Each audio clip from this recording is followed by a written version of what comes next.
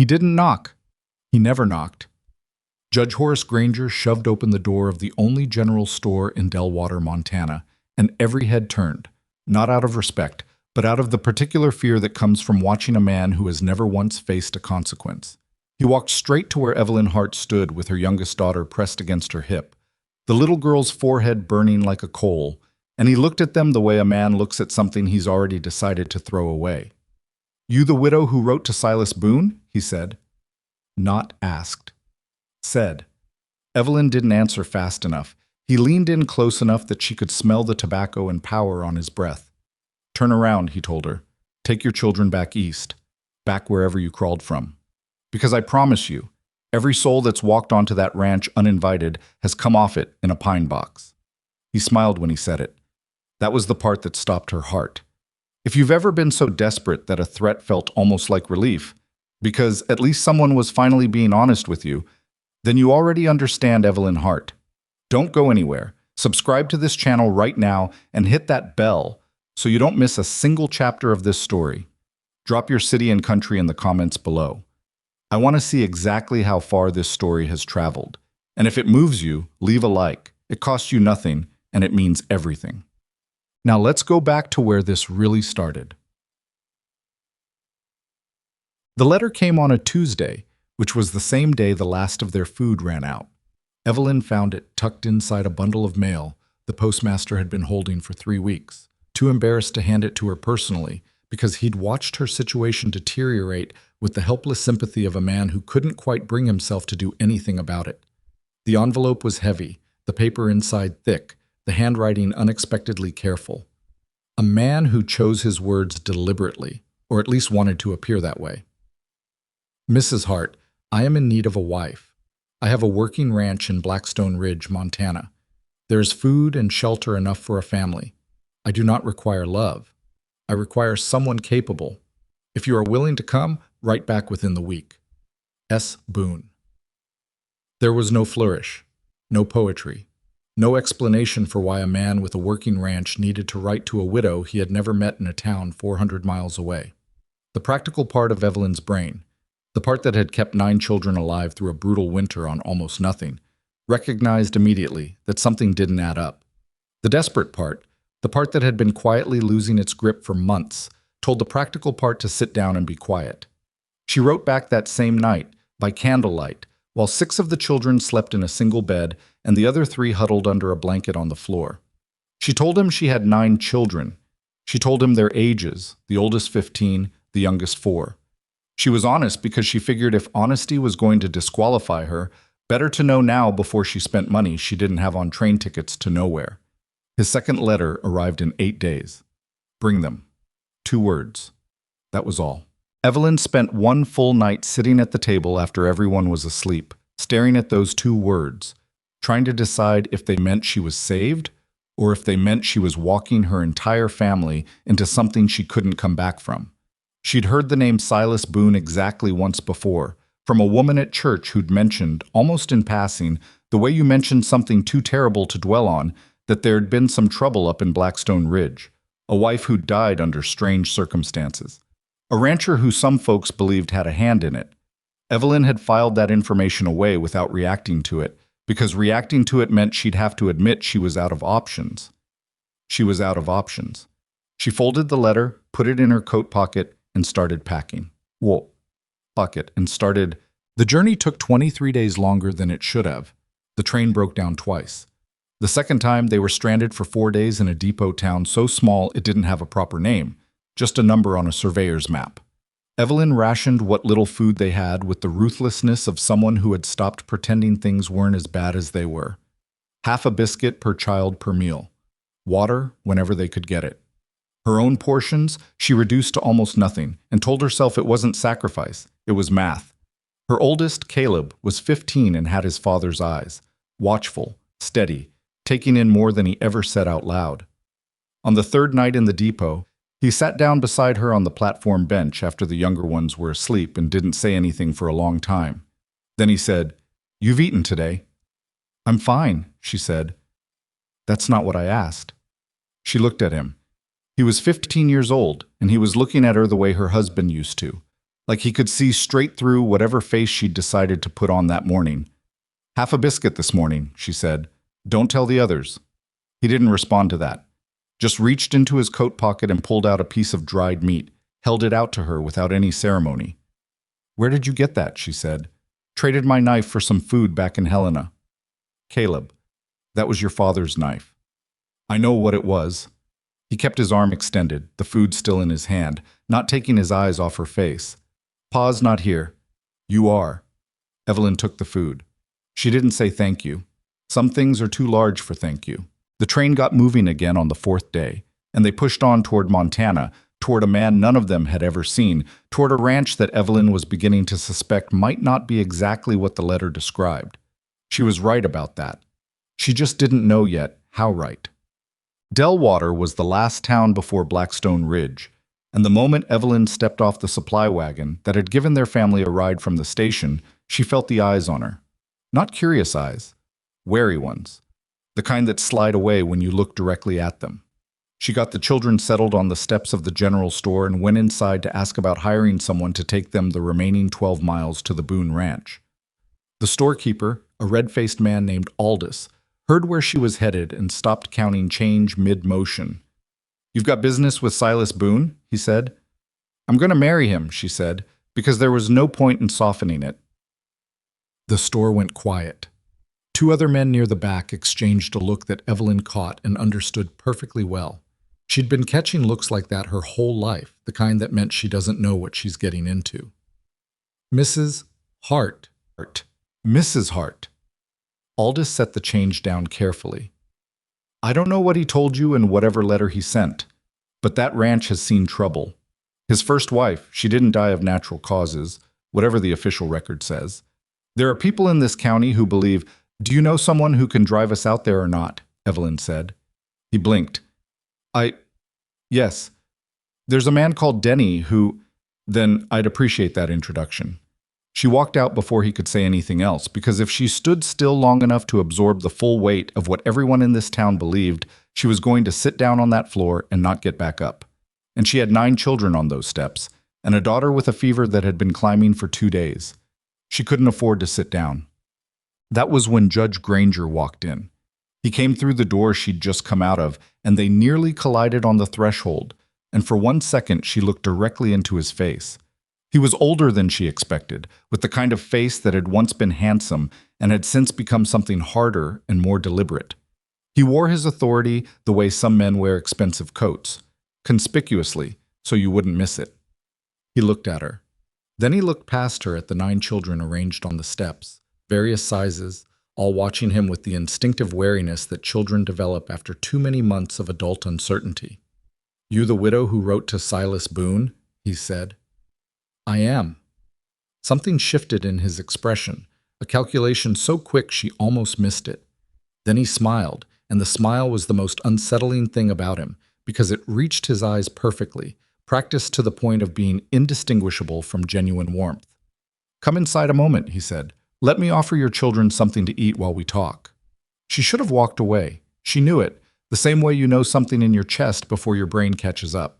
But her youngest was burning with fever and hadn't kept food down in 2 days, and the word eat hit her children like a physical force. She watched several of them straighten up, and that was enough. She was a mother before she was anything else. They went inside.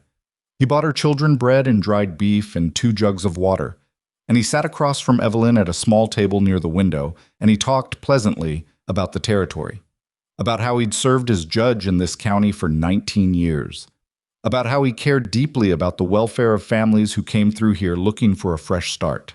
I was so smooth, so reasonable, so warm that she almost let herself believe it. Then he leaned forward, and his voice dropped to something quieter, and he said, "I'm going to be very direct with you, Mrs. Hart, because I can see you're a practical woman. Silas Boone is dangerous. His wife did not die of illness. There are people in this county who have tried for years to bring proper charges against him, and the only reason they haven't succeeded is that he's clever. If you take those children out to that ranch—" He paused, as if to let the weight of it settle. "I cannot guarantee what happens to them." Evelyn sat with that for a moment. Then she said, "Who's tried to bring charges?" "Excuse me?" You said people have tried to bring charges against him. Who? What charges specifically? What evidence? He blinked. It was the smallest hesitation, the kind most people would have missed, but Evelyn had spent 15 years married to a man who taught her that a person's first silence tells you more than their first words. The details are complicated, he said. The point you're making, she said, keeping her voice even, keeping her hands still on the table, is that I should not go to that ranch. And I'm wondering why a county judge would take time out of his day to personally discourage a woman he's never met from visiting a ranch he has nothing to do with. The warmth in his face didn't disappear. It just stilled, like a pond that had looked shallow and suddenly reflected nothing. You're making a mistake, he said. I've made mistakes before, she said.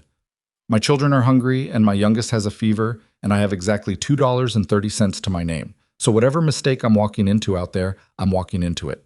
She stood up, called to her children, and walked out of that store into the cold. Denny, the man Aldous had mentioned, was a wiry little person of about 60 who smelled like pine sap and tobacco and had the squinting, perpetual expression of someone who spent most of their life looking at distances.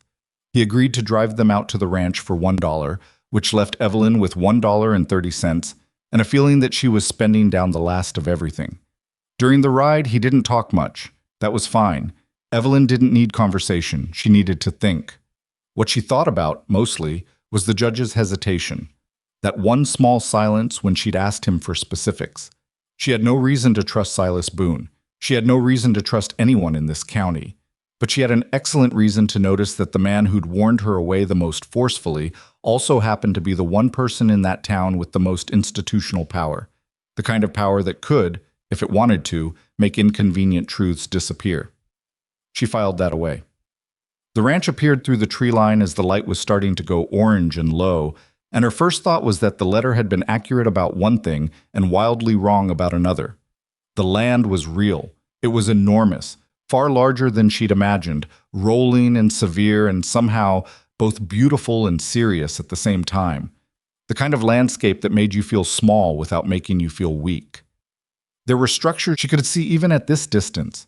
A main house, outbuildings, what looked like a barn of considerable size. The house itself was nothing like what the letter had implied. He had described a working ranch with shelter enough. What stood at the end of that drive was something closer to a fortress. 3 stories of solid Montana stone, with a wide front porch and windows that caught the dying light and threw it back in copper sheets. It was not a rich man's showpiece. It was a serious man's statement. Evelyn thought, he lied about this. And then, why would he lie about this? Denny pulled the wagon to a stop about 20 yards from the porch, as if he'd decided this was as close as he was going. He kept his eyes forward and said very quietly, he's a fair man, far as I can tell. Not an easy one, but fair. That's a careful endorsement, Evelyn said. It's an honest one, he said. And then he waited, and she understood that was all she was getting from him. She climbed down from the wagon, helped the younger children down, lifted her youngest daughter, who had fallen asleep against her shoulder with that particular heaviness that feverish children get, all their weight suddenly dense and trusting. She stood in front of this house that was nothing like what she'd expected, with 9 children arrayed behind her in various states of exhaustion and hunger, and she looked up at the front door. It opened before she knocked. The man who stood in the doorway was tall, not in an imposing way, but in the particular way of someone who had spent decades doing physical work and had simply become what the work required.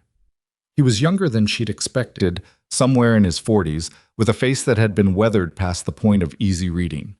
His eyes moved across her children with an expression she couldn't immediately categorize.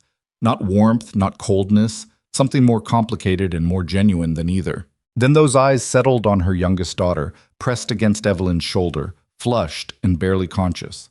He said, "How long has she had the fever?" 3 days, Evelyn said. He stepped off the porch immediately, not asking permission, not offering pleasantries, and held out his arms in the way of someone accustomed to being useful in concrete situations. "Let me carry her," he said. "There's a warm room inside. I have medicine." Evelyn looked at him for 1 full second. This man she had agreed to marry without ever seeing his face. This man an entire town believed had murdered his wife. This man a judge had personally driven out of his way to warn her away from. Then she placed her daughter in his arms. She wasn't sure if that was wisdom or desperation. In that moment, standing on that frozen ground, she wasn't sure there was a difference. Inside the house, somewhere beyond the light spilling from the open door, her daughter began to breathe a little easier. And somewhere behind them, down the long, dark road back to Delwater, a rider turned his horse around and headed back toward town to make a report to someone who very much wanted to know that the widow had arrived. They fed the children first. That was the thing Evelyn would think about later, when she was trying to sort out who Silas Boone actually was underneath everything she'd been told about him. There was a woman in the kitchen, a crow woman named Marta, who communicated primarily through a series of expressions ranging from neutral to skeptical, who had apparently been told to expect company and had cooked accordingly. There was actual food, hot food, enough of it. Evelyn watched her children eat with the specific, controlled expression of a woman who had promised herself she would not cry in front of them and was working very hard to keep that promise. Caleb sat down last.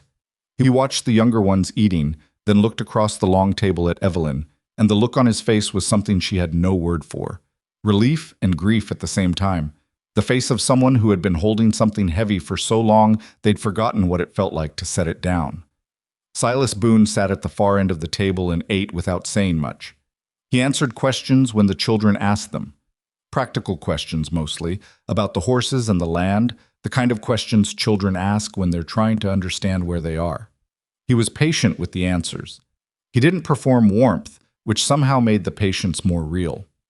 After the younger ones were put to bed, in actual beds, which produced a kind of stunned silence from the children who had been sleeping on floors for weeks, Evelyn stayed downstairs. Silas poured 2 cups of coffee and set one in front of her without asking if she wanted it. She wrapped her hands around the cup and said, "I met Judge Granger in town." Something changed in his face. It wasn't fear exactly. It was recognition, the specific, tired recognition of someone who has been bracing for a particular name for a long time. "What did he say?" Silas said. "That you killed your wife." The fire in the hearth popped. Outside, the wind had picked up. "And you came anyway," he said. "I came anyway," she said, "but I came to ask you the same question I asked him, and I'm asking you to look me in the eye when you answer it." Silas set down his coffee cup. He looked at her, directly, without flinching, with the kind of steady, unhappy honesty that is much harder to fake than people think. "My wife died," he said. "She died because she found something she wasn't supposed to find, and the men who needed her to stay quiet made sure she didn't." His jaw tightened. "I know how that sounds. I know every man who's ever done something terrible has probably said something exactly like that. I can't give you proof tonight, but I can tell you, if you stay here, you're going to learn the truth whether you want to or not." Evelyn looked at him for a long moment. "What did she find?" she said. He reached under the table into some hidden space she hadn't noticed and pulled out a battered leather satchel. He set it on the table between them. "Ledgers," he said quietly. "Records going back 30 years. Land deeds that were forged. Payments to men who made people disappear. And at the top of every column," he paused, "one name, over and over." She already knew what he was going to say. He said it anyway. "Horace Granger." Outside, the wind pushed hard against the house. Somewhere upstairs, one of her children shifted in sleep, and in the room below, sitting across a table from a man. The whole territory thought was a murderer. Evelyn Hart made a decision that was either the bravest thing she'd ever done or the last. She reached across and opened the satchel. The satchel smelled like old leather, and something else, something faintly chemical, like the inside of a locked room that hadn't seen air in years. Evelyn didn't notice it at first. She was too focused on the contents. The ledgers were not dramatic objects. That was the first thing that struck her. She had half expected something cinematic. Maps with red markings, letters written in fury, some obvious artifact of wrongdoing. Instead, there were columns of numbers, dates, initials, property descriptions rendered in the dry, bureaucratic shorthand of men who believed paperwork was the safest place to hide a crime. Page after page of transactions recorded with the careful neutrality of an accountant who had either convinced himself this was normal work or had stopped caring long ago. "I can't read all of this tonight," she said. "No," Silas agreed. "You can't." How long did it take your wife to understand what she was looking at? He was quiet for a moment. The fire had burned down to something lower and redder, and in that light his face was harder to read than it had been. About 3 weeks, he said. She was smarter than me about numbers. She could see patterns in figures the way some people see patterns in weather. He paused. She started keeping her own notes, cross-referencing what was in the ledgers against the public land records she got from the county office. She was building a case, a real one, something that could go to federal authorities, not local ones. Because the local ones were already bought, Evelyn said. Every last one. He said it without heat, which somehow made it worse. The sheriff's office, 2 of the 3 magistrates, the land assessor, men who've held those positions for 15, 20 years. They didn't get those positions because they were the most qualified. They got them because Granger needed people in the right chairs. Evelyn turned a page in the ledger. A date caught her eye, 1871. That was 11 years ago. Whatever this was, it had been running for a long time before anyone thought to look closely at it. She found the ledgers how? Evelyn asked. In the wall, Silas said. We were doing repairs on the east wing. There'd been water damage after a bad winter. One of the boards came loose, and behind it there was a cavity, maybe 2 feet deep. Someone had bricked it in deliberately. He looked at his hands. The ranch changed hands 3 times before I bought it. I don't know which owner hid them or why they didn't take them when they left. Maybe they were going to come back. Maybe something happened to them before they could. Maybe something happened to them because someone found out they had them, Evelyn said. Silas looked at her with an expression that was not quite surprise and not quite respect. Something in between, the look of someone recalibrating. That's what Clara believed, he said. Clara. His wife's name, spoken the way people speak the names of the dead. Not casually, not with performance, just carefully, like handling something that still had edges. Evelyn closed the ledger. Her coffee had gone cold without her noticing. You should have told me about this in the letter, she said. I know. You knew what you were asking me to walk into and you didn't tell me. I know that too. He didn't try to soften it or explain it away. I needed someone who would actually come. If I'd told the truth in the letter, no one would have come, and He stopped. Started again. I can't do this alone. I've been trying to do this alone for 2 years, and I'm losing ground. Granger has too many people in too many places. I needed someone who didn't already know to be afraid of him. It was honest. She could grant him that. It was also infuriating, and she let him see that clearly on her face before she said anything else. My children are in this house, she said. Yes. Because of a letter that left out the most important thing. Yes. If anything happens to them, she didn't finish the sentence. She didn't need to. Nothing will happen to them, he said. And then he caught himself, because he was smart enough to know that was exactly the kind of promise a person in his position had no right to make. I'll do everything I can to make sure of that. Everything. That's all I can honestly say. Evelyn sat with that for a moment.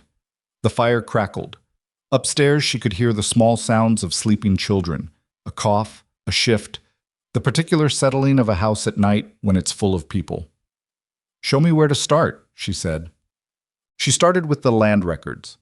Marta, who turned out to be sharper and more communicative than her expression suggested, had been helping Silas organize the documents for months without quite understanding what she was organizing. When Evelyn sat down at the kitchen table the next morning with the ledgers and a stack of county maps Silas had quietly obtained from a contact in the territorial capital, Marta set down a cup of coffee and looked at the spread of paper with the expression of someone who had been waiting for this specific moment without knowing it. You understand land deeds? Marta asked. My husband was a surveyor, Evelyn said, before he got sick. Marta sat down across from her. Then show me what you're looking at. It took Evelyn most of that first day to see the shape of it, and when she did, she sat back in her chair and felt something cold move through her that had nothing to do with the temperature. The pattern was this. A family would acquire land, homesteaders mostly, or small ranchers who'd been working a claim for years. Then something would happen. A debt would appear, documented carefully in the county records, owed to a land company called Meridian Holdings. The family would dispute the debt, or try to, and the dispute would go before the county magistrate, one of Granger's men. The magistrate would rule against the family. The family would either leave or, in several cases that Evelyn found cross-referenced in Clara's separate notes, simply disappear. The land would transfer to Meridian Holdings at a fraction of its value, and within a year or two would be sold again at full market price to a buyer with no visible connection to Granger. 31 properties over 30 years, some of them small, some of them enormous. He built an empire, Evelyn said quietly, not to anyone in particular. And then hid it behind a judge's robe, Marta said. Caleb had come in during the afternoon without anyone noticing and had been reading over Evelyn's shoulder for the last 20 minutes. She only became aware of him when he said, very quietly, "What happened to the families?" "Some of them left the territory," Evelyn said carefully. "And the others?" She looked at him. He looked back at her with his father's eyes, and she reminded herself again that he was 15 and had already carried more than a 15-year-old should and had a right to the truth. "We don't know yet," she said. "That's what we're trying to find out." Silas came in from the barn in the late afternoon with the particular look of a man who had been doing physical work partly to think and partly to avoid thinking. He stood in the kitchen doorway, taking in the spread of papers and Evelyn and Marta at the table, and Caleb cross-legged on the floor with a separate stack of documents, and something in his face shifted in a way that Evelyn would have missed if she hadn't been watching. He hadn't expected this, she realized. He'd written to a widow because he needed help, but he hadn't quite imagined what help would actually look like walking through his door. "There's a name that keeps appearing," Evelyn said without preamble. "Aldous Vale. He's listed as the manager of Meridian Holdings in 3 separate documents. Do you know who he is?" "Dead," Silas said. "Died 4 years ago. Hunting accident." Evelyn looked at him. "Was it an accident?" "The official record says it was." She wrote the name down and circled it. "Who took over management of Meridian after he died?" Silas crossed the room and looked at the document she was pointing to. "No one, as far as anyone knows. The company stopped acquiring land right around that time. I always assumed that was because—" He paused. "Because Clara found the ledgers around the same time," Evelyn said. He hadn't made that connection before. She could see it land on him. "Yes," he said, "within a few months of each other." "So Vale dies, possibly because he became a liability.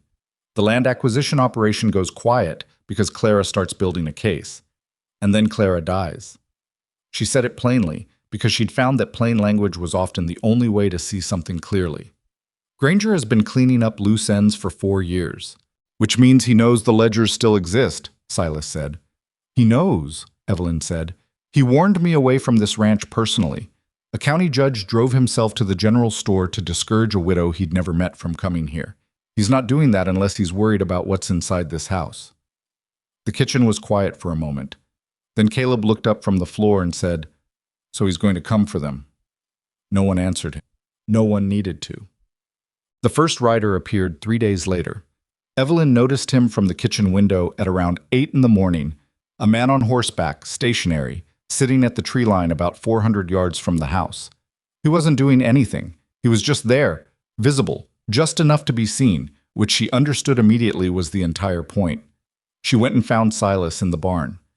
"How long have they been doing this?" she asked. "The watching? On and off for 2 years. After Clara died, it stopped for a while. They figured the problem was solved. Started again about 3 weeks ago." He set down the piece of harness he'd been repairing. "About the time I sent the letter to you. Someone told them you'd written to someone. This is a small territory. Letters get noticed." She thought about Aldous at the general store, the way his expression had changed when she said where she was going. She thought about how quickly Judge Granger had appeared that same afternoon. She thought about Denny, who had driven them out here and whose loyalties she had no particular reason to assess one way or another. "We need to move faster," she said. "Evelyn, they already know someone is here helping you. That clock started running the day I walked into that store. We need to have something ready to send to federal authorities before they decide the watching isn't enough anymore." He looked at her for a long moment. She'd noticed that he did this, took time before speaking, which she'd initially read as reluctance, but was starting to understand was just how he processed. He wasn't a man who threw words around. "There's a federal land office in Helena," he said. 2 days' ride. "If we can get a copy of the key documents there, along with Clara's analysis—" "We need more than documents," Evelyn said.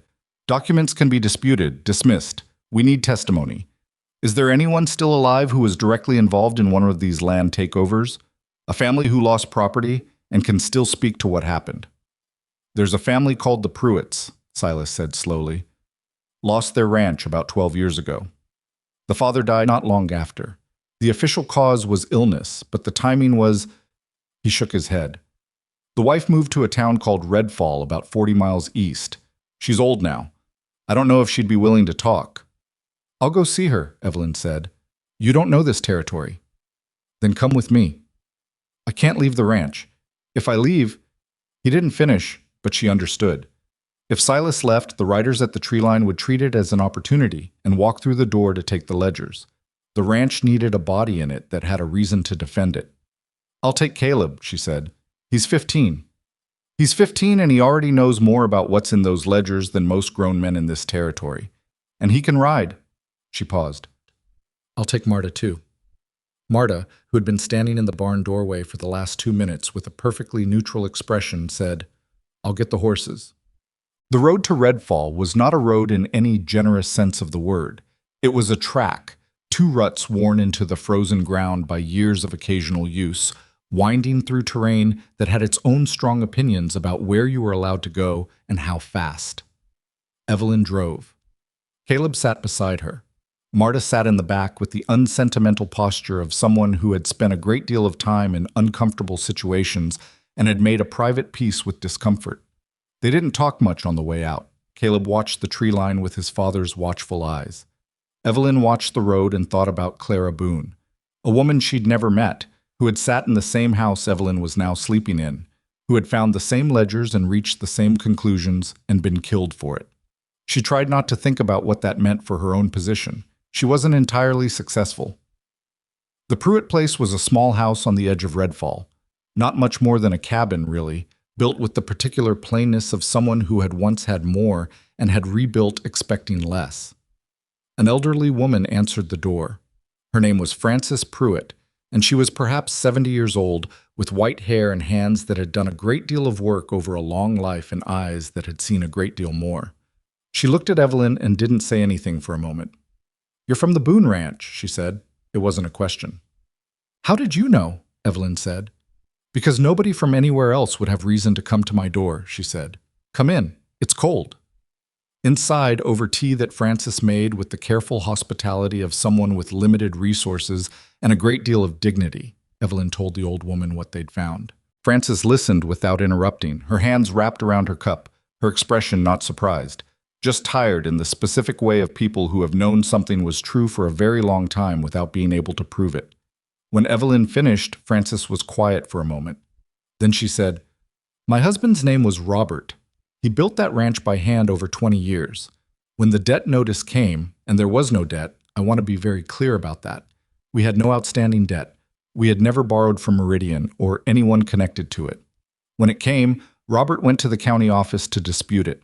He was in that office for 3 hours. He came home white as a sheet, and he wouldn't tell me what had been said to him. Not exactly. He just said... She stopped. Her jaw tightened briefly.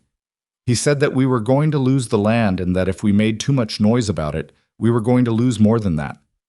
Caleb, sitting quietly in the corner, said, He threatened him. Not in so many words, Frances said. Men like Granger don't make threats in words. They make them in the way they look at you, in the way they let silence do the work. She looked at Evelyn. Robert died 6 months after we left. I always believed it wasn't illness, but I had no proof, and I had 3 children, and I was 60 years old and I was tired, so I stayed quiet. Would you be willing to give a formal statement, Evelyn said, to federal authorities? Frances looked at her for a long time. I'm 70 years old, she said. I've been quiet for 12 years. Quiet didn't give me my husband back. Quiet didn't give me my land back. She set down her cup. Yes, I'll give them a statement. Evelyn felt something loosen in her chest that had been wound tight since the moment she'd opened that satchel. It wasn't relief exactly. They were still a very long way from anything that could be called safe, but it was something. They made it back to the ranch before dark, which was a small mercy. The rider was still at the tree line. A different rider now. Different horse, which told Evelyn they were rotating, which told her they were organized, which told her whoever was running this particular operation had resources and patience. She told Silas about Francis Pruitt that night, standing in the kitchen after the children were in bed. He listened. When she finished, he didn't say anything for a moment, and then he said something that caught her off guard. Clara had a list, he said, names of families she believed had been victimized, 12 names. She was trying to track them all down, find out who was still alive, who was willing to talk. He paused. I never finished what she started. I kept telling myself I needed more documents, more evidence. The truth is, he looked at his hands. The truth is I was scared, not of Granger, of what it would cost to do this right, of what else I might lose. It was the most honest thing he'd said to her since she'd arrived. She could see it cost him something to say it. I understand that, she said, and she meant it, because she had spent most of the past year being scared of something she kept telling herself she wasn't scared of. We're not going to be able to do this quietly, he said. If we contact federal authorities, if Francis Pruitt gives a statement, if we try to build a real case, Granger is going to know. He already suspects.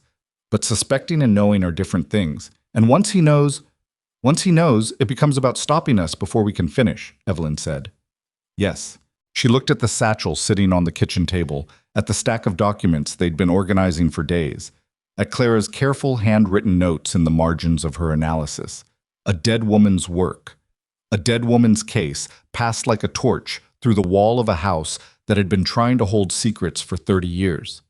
Then we move faster than he expects, Evelyn said.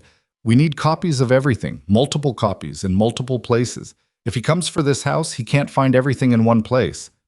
Silas nodded slowly. I know someone in Helena, a lawyer, one of the few I trust. He's been waiting for me to bring him something solid. Write to him tonight. We'll have documents ready to send within the week. She paused. And we need to know who else is on Clara's list, who else might be willing to talk. That means more rides, more exposure. I know. He looked at her across the table, across the papers, and the lamplight, and the 3 weeks of strange trust that had built itself between them out of necessity and honesty and the particular intimacy of shared danger. You didn't sign up for this, he said. I signed up for whatever was in that house when I arrived, she said. You didn't tell me what that was, which I'm still angry about, but I'm here, and I'm not leaving until it's done. Something in his face, not softness exactly, but something related to it, something that had been locked down for a long time, shifted. I'll write the letter tonight, he said. What happened next came fast, the way bad things do when they've been building slowly for a long time, and then finally stop being patient. 4 days after Evelyn's visit to Francis Pruitt, Marta came inside from the early morning in a way that was different from her usual coming inside, quicker, quieter, with the particular controlled calm of someone suppressing urgency. 3 riders, she said, not at the tree line, on the road, moving toward the house. Silas was on his feet before she finished the sentence. Evelyn was right behind him. The 3 men who rode up to the front of the ranch were not riders she recognized. They were well dressed by frontier standards, which immediately told her they weren't working cowboys. One of them held a document, official-looking, folded, bearing a seal that caught the morning light. He held it out to Silas without dismounting. Silas Boone, he said, you're under arrest by order of the county court. Murder in the 1st degree. The murder of Clara Boone, deceased. The air went out of Evelyn's lungs. On whose authority? Silas said. His voice was completely flat. Judge Horace Granger, the man said. Of course it was. Silas turned and looked at Evelyn. One look, just one, and in it she read everything he couldn't say out loud with 3 armed men in front of him. The documents, the copies, the letter to the lawyer in Helena that hadn't been sent yet. She gave him the smallest nod she could manage. He turned back to the men. He didn't resist. He let them put the irons on his wrists with the resignation of someone who had been expecting this moment and had decided, when it came, that fighting it here would only make things worse. Evelyn stood on the porch and watched them ride away with Silas between them, and behind her she heard the smallest sound, a sharp intake of breath from the doorway, and turned to find Caleb standing there, watching the same thing she was watching, with an expression on his face that was too old for a 15-year-old. What do we do now? He said. Inside the house, the satchel sat on the kitchen table. Clara's notes. The ledgers. 30 years of stolen lives documented in dry columns of numbers. And outside, somewhere at the tree line, the writer who was always there was still watching, and now he had seen them take Silas away, and he would be writing back to report to someone, and that someone would make a decision about what to do next. Evelyn looked at her son. "We finish it," she said. The house felt different after they took Silas away. It wasn't quieter exactly. There were still 8 children moving through it, still Marta in the kitchen, still the ordinary sounds of a working ranch in the early morning. But something structural had shifted, the way a room changes when you remove the central piece of furniture, and suddenly all the other pieces look provisional, uncertain of their arrangement. Evelyn stood on the porch for exactly 2 minutes after the riders disappeared down the road. She gave herself those 2 minutes because she had learned, somewhere in the last several years of hard living, that the worst decisions get made in the first 30 seconds after a shock, when your body is still running on panic and your brain hasn't caught up. So she stood there and breathed cold air and counted the things she actually knew versus the things she was afraid of.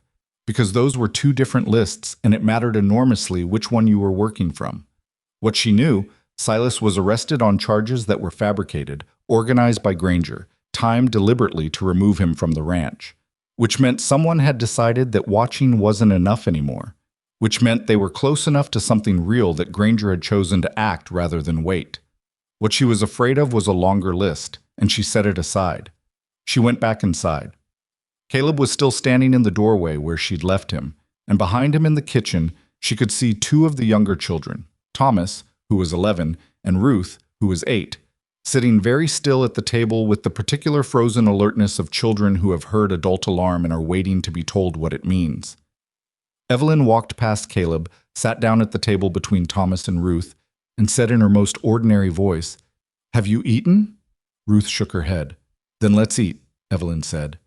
She made breakfast herself that morning, because Marta had gone to see to the horses, and because doing something ordinary with her hands while her mind worked was a strategy she'd developed out of necessity and had come to rely on. She made oatmeal. She called the rest of the children down. She sat them all at the table and watched them eat, and answered their questions about where Silas had gone with the careful partial truth that adults use when the full truth is too large for the moment. "He had to go into town for some official business," she said. "He'll be back." She didn't know if that was true, but she said it with enough steadiness that the younger ones accepted it, which was all she needed for right now. Caleb didn't eat. He sat at the end of the table and watched her with his father's eyes, and waited until the younger children had finished and scattered before he said, very quietly, "You're not going to tell them?" "Not yet." "When?" "When I know what we're actually dealing with." She set down her spoon. "Right now, what I know is that the documents in that satchel are the only leverage we have and the only reason Granger would bother arresting Silas instead of something worse. He wants us scared, and he wants us to run. If we run, we take the documents, and he finds a way to intercept them. If we stay, he comes here," Caleb said. "He was always going to come here eventually," Evelyn said. "We just changed the timeline." Caleb thought about that. He was 15, and he thought the way his father had thought, slowly, seriously, not performing consideration, but actually doing it. "What do you need me to do?" he said. Well, what she needed first was copies. She and Caleb spent the better part of that morning at the kitchen table, working through the ledgers and Clara's notes with the methodical urgency of people who understood that the originals could be taken from them at any point, and that everything depended on there being more than one version of the truth in more than one place. Caleb had his father's handwriting, clean and deliberate, and he copied figures and dates and property descriptions with a focused patience that made Evelyn's chest ache in a way she didn't examine too closely. Marta came in and out, bringing information in short factual sentences the way she brought everything, without decoration, without alarm, just the thing itself. The rider at the tree line was still there. A second rider had appeared to the south. The barn was secure. The horses were ready if they needed to move quickly. "Do we need to move quickly?" Marta asked. "Not yet," Evelyn said, "but soon." By early afternoon, they had 3 sets of copies. One went into the original satchel. One went into a flour tin that Marta sealed and buried behind the chicken coop in a location she described to Evelyn and Caleb and no one else. The third, the one that mattered most, the one with Clara's complete analysis and Francis Pruitt's written account, which Evelyn had drafted and Francis had signed during their visit. Evelyn put into a separate leather envelope and set on the table in front of Caleb. She looked at her son. He looked at the envelope, then at her. "Helena," he said. It wasn't a question. "The lawyer's name is Edmund Greer. Silas trusted him. His office is on the main street. You'll find it." She paused. "You'd be riding alone. 2 days there, 2 days back, through mountain passes that are going to be brutal this time of year." Caleb looked at her for a moment, and she saw something move across his face that she recognized. The specific expression of someone who is frightened and is making the choice to do the thing anyway, which is the only honest definition of courage she had ever believed in. "I can do it," he said. "I know you can," she said. "That's not what I'm asking." "Then what are you asking?" "I'm asking if you understand what I'm sending you out there with. This isn't just a letter. If Greer files this with the Federal Land Office, if the right people in Helena see what's in here, it could bring the whole thing down. It could also make you a target the moment Granger finds out you left this ranch." Caleb was quiet for a moment. Then he said, "Pa would have gone. Pa was a grown man. Pa was 22 when he rode into a Missouri flood to pull strangers off a roof," Caleb said. "You told me that. You told me that story when I was 8 because you wanted me to understand what our family was made of." Evelyn looked at him and felt the full weight of 15 years compress into a single moment.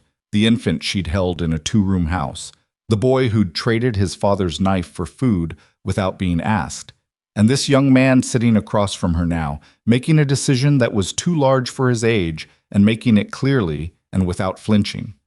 "You leave before dawn," she said. "You don't stop in Delwater. You go around it." "I know. If anyone stops you on the road, I know, Mama." She didn't say anything else. Some preparations are made in silence. That night was the longest Evelyn could remember in recent years, which was saying something given the past several months of her life. She did not sleep. She sat in the kitchen with the lamp turned low and the satchel on the table in front of her, and she listened to the house. At some point around midnight, Marta appeared in the doorway in her coat, which meant she'd been outside, which meant she'd gone to check on the riders without being asked. "Still there," Marta said. "3 of them now." "3," Evelyn said. "They're not moving toward the house, just watching." "Waiting for orders," Evelyn said, "or waiting to see if we try to run." Marta sat down across from her. For a while, neither of them said anything.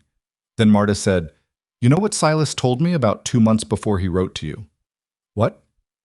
"He said he felt like a man standing on a frozen river. Every day the ice was getting thinner, but he couldn't go back to shore because there was nothing on the shore, and he couldn't go forward because he didn't know what was underneath.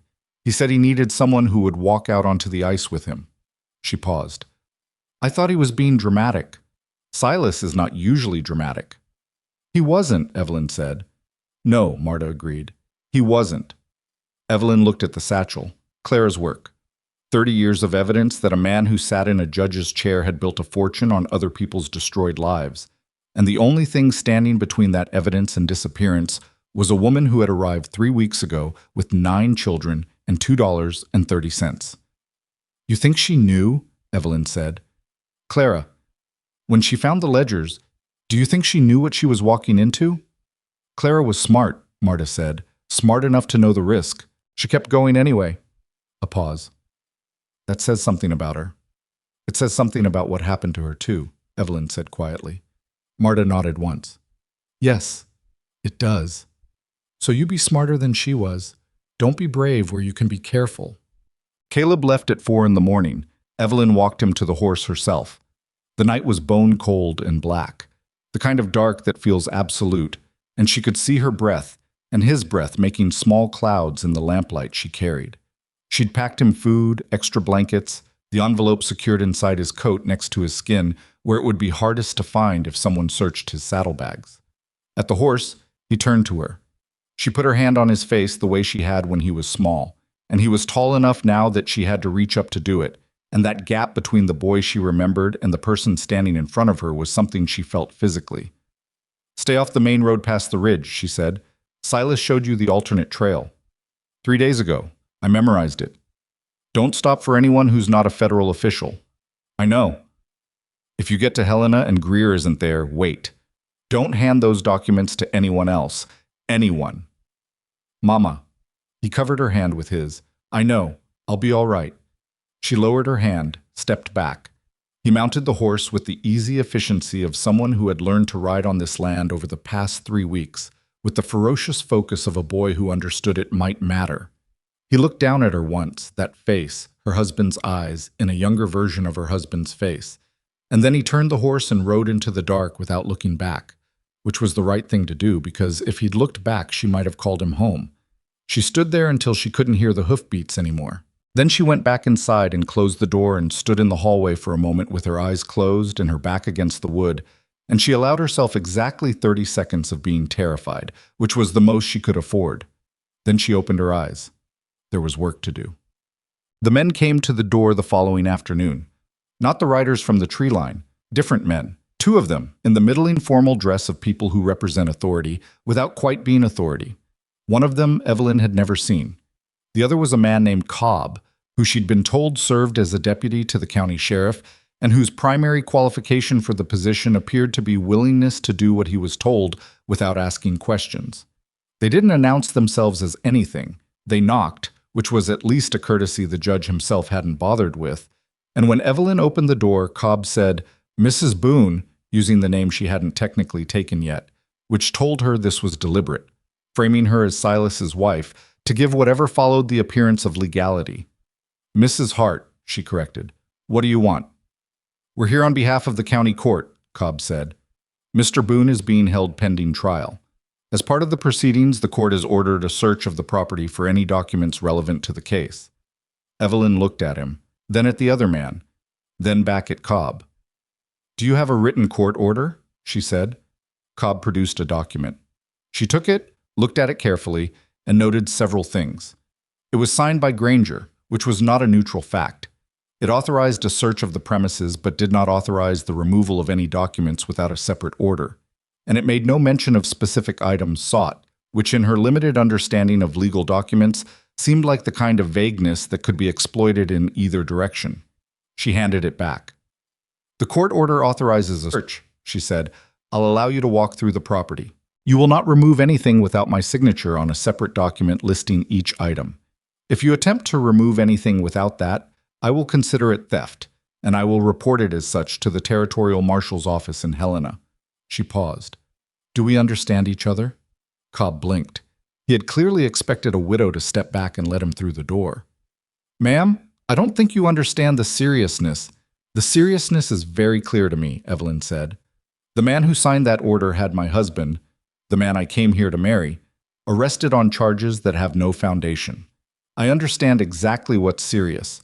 Now, do you want to conduct your search, or would you like to go back and tell the judge that a widow with 9 children declined to be intimidated? The other man made a small noise that might have been a suppressed laugh. Cobb shot him a look. They came inside.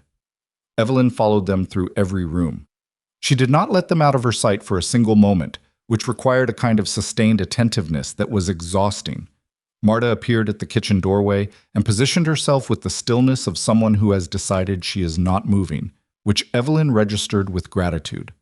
The younger children she had sent upstairs, and she could hear them moving above, quiet, aware, because children always know when something is happening even when you don't tell them. The men searched the kitchen, the main room, the study. They opened drawers and looked at shelves and moved with the particular practiced efficiency of people who have done this before, which told her they weren't ordinary deputies running an errand. They knew what they were looking for, and they were looking for it systematically. They did not find the satchel. Evelyn had moved it the night before, after Caleb left. It was now inside the wall of the east wing, behind the same board that had once concealed it from the previous owners, a hiding place so obvious in its history that she'd decided it was the last place anyone would look. The copies Marta had buried behind the chicken coop, the documents in Caleb's coat, already a day's ride away toward Helena. Cobb stood in the middle of the study at the end of their search and looked at her with an expression that was working very hard to remain neutral. We'll need to come back, he said. With a more specific court order, she said. One that lists what you're looking for. That's the law. I know what the law is. Then we agree, she said. Good afternoon. They left. Evelyn waited until she heard their horses moving away from the house, then sat down in the chair nearest to her because her legs had decided that the performance of calm they'd been giving all afternoon was no longer necessary and were now registering their actual state. Marta appeared with coffee, set it down, didn't say anything. "Thank you," Evelyn said. "They'll be back with more men," Marta said. "I know. And next time they won't knock." "I know that too." Evelyn wrapped her hands around the coffee cup. Her hands were shaking slightly, which she noted with the detached observation of someone monitoring an instrument. "How many days before Caleb can reach Helena and get back?" "If the weather holds, 4 days. Maybe 5. "Then we have 4 days." The weather did not hold. The storm came down from the north on the second night with the kind of speed that the Montana winter specializes in. No gradual approach, no warning escalation, just an abrupt, brutal arrival that turned the world outside the windows into a solid wall of white. Evelyn stood at the kitchen window at 3 in the morning and watched it and thought about Caleb somewhere in the mountain passes and made herself stop thinking about it because there was nothing she could do about the weather, and spending energy on what she couldn't change was a luxury she didn't have. What she could change was the situation inside the house. She spent the next day organizing, not the documents, those were as secure as she could make them, but the people. She walked the older children through every room and showed them what she needed them to know. Which doors could be barred from the inside, where the back exit led, how to get to the barn if they needed to. She did it matter-of-factly, without dramatics, which was the only way she'd ever found to have conversations like this with people you were trying simultaneously to prepare and protect. Thomas, who was 11, listened with grave attention and then said, "Is someone going to try to hurt us?" "I don't know," Evelyn said. "I hope not, but I want you to know what to do just in case. Does that make sense?" "Pa used to say hope for the best, plan for the worst," Thomas said. Evelyn was quiet for a moment. "Your pa was a smart man," she said. On the third day, the storm broke and the world came back, blinding white and terribly quiet. Evelyn stood on the porch in the early morning and looked out at the transformed landscape and counted the riders at the tree line. There were 4 now. They'd maintained their position through the entire storm, which meant they had orders to stay regardless of conditions, which meant whoever was running them had elevated this from watching to something that required more serious commitment. Late that afternoon, Marta came inside from the south end of the property and said simply, "There's a wagon on the road, about a mile out, 6 men, maybe 7. Evelyn felt the shift in the air, the way you feel a change in pressure before a storm. "Armed?" "Yes." She looked around the kitchen, the satchel in the wall, the copies buried outside, the documents with Caleb somewhere in the mountains between here and Helena in conditions she couldn't know and couldn't reach. "Get the children into the back room," she said, "the one with the heavy door." "And you?" Marta said. "I'll be on the porch," Evelyn said. I'm not going to hide in a back room while someone rides up to my door," Evelyn said. "If I'm not visible, they'll assume I'm running. Running means they search every inch of this property until they find what they're looking for." She paused. "If I'm standing on that porch, they have to deal with me first. And dealing with me costs them time." Marta looked at her for a long second. "Don't be brave where you can be careful," she said, which was what she'd told Evelyn 3 nights ago. "I'm being careful," Evelyn said. "I'm just not hiding." She got the younger children into the back room with Ruth, who was 8 and frightened but steady. Steadier than most adults Evelyn had known, in the way that some children are steady, as if they were born with a particular ballast. She told them to stay quiet and stay together, and that she would come get them when it was safe. Ruth looked at her with wide, serious eyes and nodded and took the hands of the 2 youngest children without being asked. Evelyn went to the porch. The wagon stopped 20 yards from the house, which was the same distance Denny had stopped at on the first day, which felt like a lifetime ago. But these were not Denny. These were men arranged with deliberate purpose, 2 flanking left, 2 right, 2 staying with the wagon, and 1 man riding slightly ahead of the others who was, unmistakably, not one of Granger's hired hands. He was a young man, maybe 30, in clothes that had been expensive before several hard days on the road had finished with them. He had the look of someone accustomed to authority who had recently been given authority he hadn't quite expected. He stopped his horse at the foot of the porch steps and looked up at Evelyn, and she looked back at him, and he said, "Mrs. Hart?" "Yes," she said, My name is Deputy Marshal James Rourke, Federal. He reached into his coat and produced a credential that he held up for her to see. We intercepted a rider in the Blackwater Pass about 40 miles north of here yesterday. Young man with a leather envelope inside his coat and a very clear sense of where he needed to be. Evelyn's heart did something complicated. Caleb, she said. He's safe, Rourke said immediately, and she exhaled something she'd been holding for 3 days. He's in Helena right now with Edmund Greer, who has been attempting to get a federal inquiry opened in this territory for the better part of 2 years. Your son apparently provided the documentation that Greer needed to compel one. He paused. Your son also told us you were here alone with 8 children and that armed men had been watching this property for days. 4 riders at the tree line, Evelyn said. 7 more on the road behind you. Rourke turned in his saddle and looked at the 6 men she'd counted in the wagon. Then he looked back at her. Those are my men, he said. Behind her, in the house, she heard the particular creak of the hallway, someone moving, and without turning around, she said, It's all right, stay inside. The creak stopped. Rourke dismounted.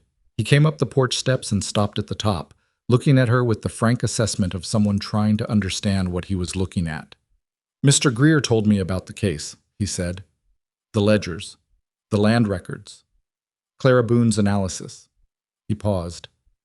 He also told me that Silas Boone was arrested 3 days ago on county charges. Fabricated charges, Evelyn said, ordered by Horace Granger. Judge Horace Granger, Rourke said. I don't consider him a judge, Evelyn said. I consider him the man at the top of 30 years of stolen lives. Rourke looked at her for a moment. The federal warrants we're carrying are for Granger and 11 other individuals named in the documents your son delivered. We're here to take Boone out of county custody. He paused. And I need to see what else is in this house. Evelyn looked at him, at his credentials, at the men behind him who carried themselves differently from the men at the tree line, with the particular purposeful restraint of people operating under actual authority rather than hired intimidation. She stepped aside from the door. Come in, she said. She went to the east wing, found the loose board, pulled out the satchel and set it on the kitchen table in front of James Rourke, watched his face as he opened it and began to read, and saw the moment he understood what he was holding. Not surprise, but a kind of grim confirmation, the face of someone who has been told something terrible is true and is now looking at the proof. This is enough, he said quietly, almost to himself. It needs to be, Evelyn said.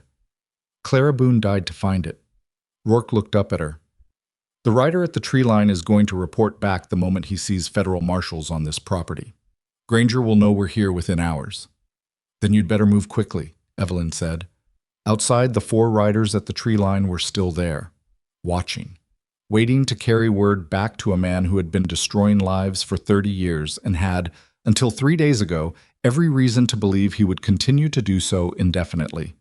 The world was about to change for Horace Granger, and he didn't know it yet, and Evelyn stood in the kitchen of a ranch that had never been what the letter described and looked at the marshal across a dead woman's evidence and understood that the hardest part was not finished. Silas was still in a county jail. Granger was still at large. And somewhere north of here, her 15-year-old son was sitting in a lawyer's office in Helena, waiting to find out if the thing he had ridden through a blizzard to deliver was going to be enough. She thought it was. She had to believe it was. But believing something and knowing it were still 2 different lists, and she had learned not to confuse them. Rourke moved fast, which was the first thing that made Evelyn trust him. Within an hour of arriving at the ranch, he had 2 of his men stationed at the tree line to intercept the riders who'd been watching the property, not arresting them yet, just making their presence known in the particular way that federal authority makes itself known, which is less about force and more about the sudden clarification that the game has changed and everyone on the wrong side of it should take stock of their position. The riders at the tree line disappeared into the woods without confrontation, which told Evelyn they were hired men rather than committed ones. Hired men calculate odds. These had done the math quickly. Rourke himself spent 2 hours at the kitchen table with the satchel, reading through the ledgers and Clara's notes with the focused attention of someone building a structure in his head as he read, connecting pieces, noting gaps, occasionally asking Evelyn a question in a clipped, precise way that told her he was good at his job. She answered everything directly. She had no energy left for anything except directness. By late afternoon, Rourke stood up and said, "I'm going to Delwater to get Boone out of county custody. I want you and the children to stay here with two of my men until I'm back." "How long?" Evelyn said. "Tonight, if the county sheriff cooperates. Tomorrow morning at the latest." He paused. "The sheriff is one of the 11 names on the federal warrants. He may not cooperate." "Then what?" "Then it gets more complicated and takes longer." He said it without apology, which she appreciated. "But he comes out of that jail. Federal authority supersedes county on this." After Rourke and 4 of his men rode toward Delwater, the ranch settled into an uneasy quiet. Evelyn let the younger children out of the back room. They emerged blinking and subdued, and she fed them dinner and answered their questions with the same careful, partial truth she'd been using all week. And afterward she sat by the fire while they slowly returned to the ordinary business of being children. Small arguments, a forgotten toy, Ruth reading to the youngest 2 from a book she'd found on Silas's shelf. Marta sat down beside Evelyn, and for a while neither of them spoke. "You should sleep," Marta said finally. "I will," Evelyn said. "You said that last night." "I meant it last night too."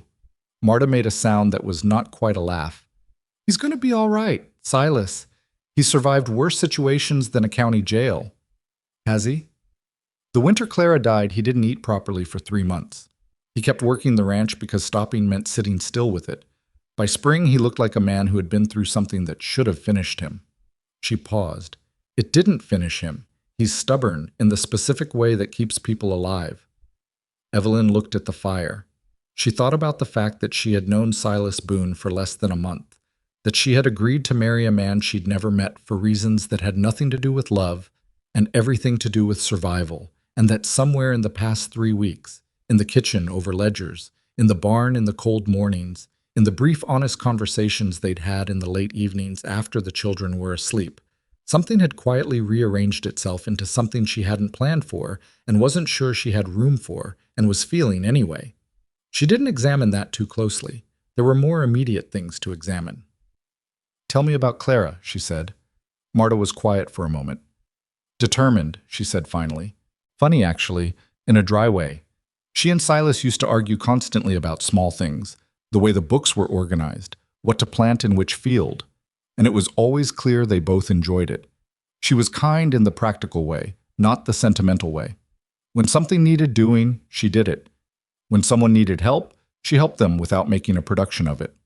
A pause. "She didn't deserve what happened to her." "No," Evelyn said, "but she knew the risk.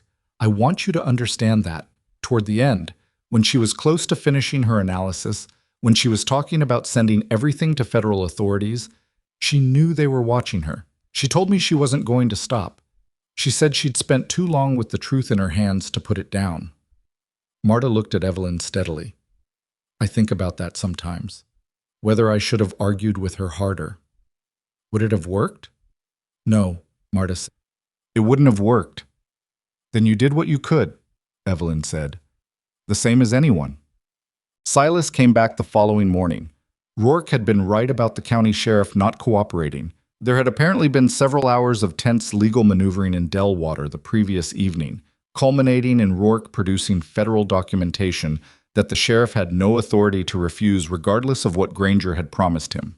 Silas walked out of the county jail at 11 at night and rode back to the ranch in the dark with Rourke and 2 marshals and arrived home in the early morning hours while Evelyn was asleep in the chair by the fire, which was where she'd ended up after deciding she wasn't going to sleep and then doing it anyway out of pure physical necessity.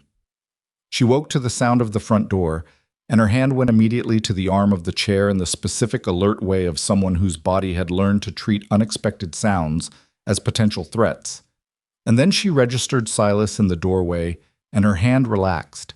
He looked, not worse than she'd expected, but not good. There was a cut above his left eye that hadn't been there before, healed enough to tell her it had happened the first day, not recently.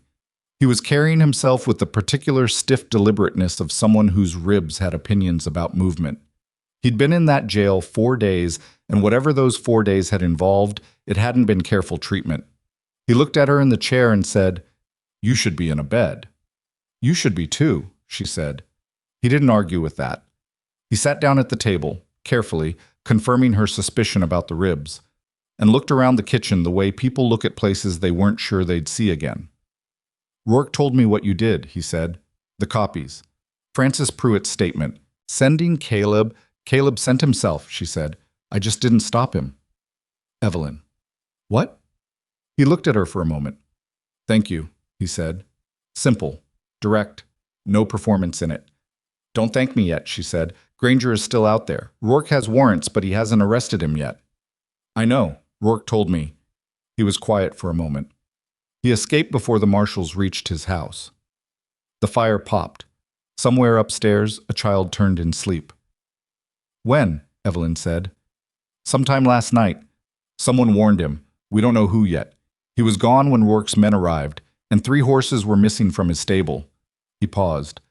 "He knows the territory better than anyone. He grew up in these mountains." Evelyn felt the specific cold that has nothing to do with temperature. "He's not running," she said. Silas looked at her. "He's not the kind of man who runs," she said. "He's the kind of man who removes the problem. He's been removing problems for 30 years. She stood up. "He's going to come here. Rourke has men. Rourke's men are spread across a territory looking for a man who knows every canyon and pass and abandoned structure for 200 miles in any direction." She looked at Silas steadily. "He's going to come here because this is where the evidence is, and he still believes he can make it disappear. He doesn't know that Caleb already delivered copies to Helena. He doesn't know how far this has gone." Silas sat with that for a moment. Then he said, "Then we need to tell Rourke." "Rourke needs to be thinking like Granger," Evelyn said.